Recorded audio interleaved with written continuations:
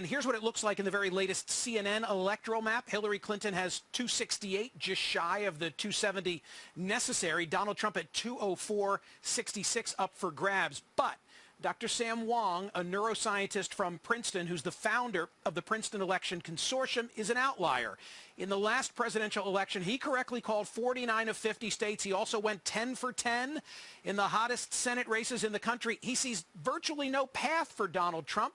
Dr. Wang joins me now with a Princeton colleague, Professor Julian Zelizer, a historian, and together they co-host a podcast, Politics and Polls. Dr. Wang, you tweeted recently that you were so sure of the result that you'd put it up on the screen, eat a bug, if Donald Trump pulled this thing out. Now, that was pre-Comey. That was the pre-Comey revelation, but is that still your view? Right.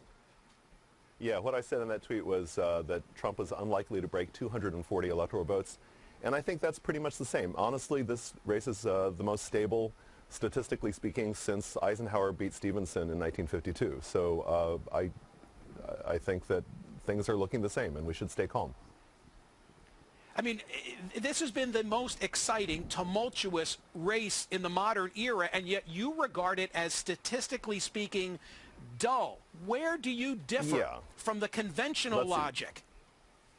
I think that there's drama and then there's data. And so if you look at the political campaign, clearly this is the most emotional race in most people's living memory. You know, maybe one would have to go back to 1968 to see something as emotional. But that emotionality is part of polarization. And if you look at the last 20 years, politics has become very polarized. As you've talked about, there's this extreme tactics adopted in the operation of government.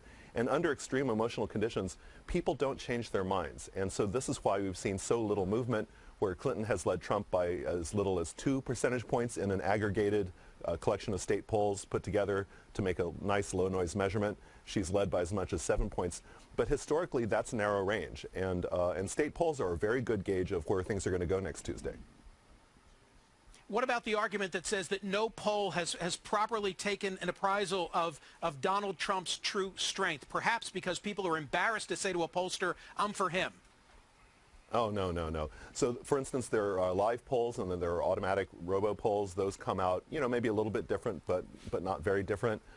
Trump performed right at his polls in the primaries.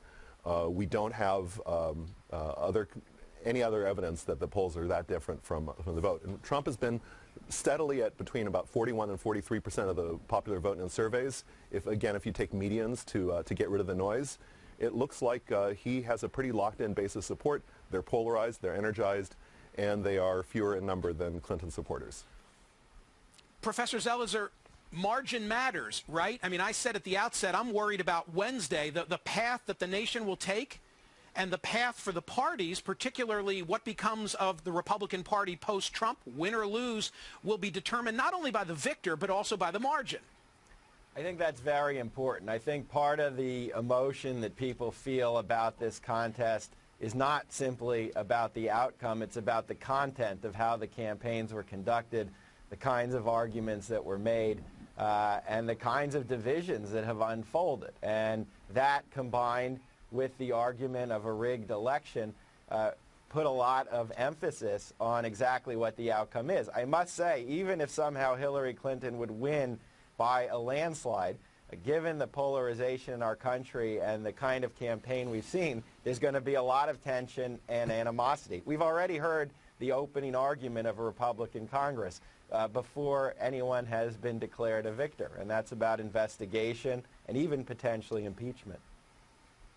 Dr. Wang, who wins control of the U.S. Senate and House? It's looking like the Senate is going to be right on the edge. That's where the real suspense is for me this season. There's 7 key Senate races. Democrats and independents will likely get 46 seats, almost certainly. They would need to win 4 of those 7 close races in order to gain control of the Senate, assuming that Vice President Tim Kaine breaks ties. And the Republicans get 4 of those 7 close races. So I would say the Senate, if you look at the polls in those states, the odds are about 4-1 in favor of Democrats winning control. But things could shift a little bit. A small polling error could send things either way.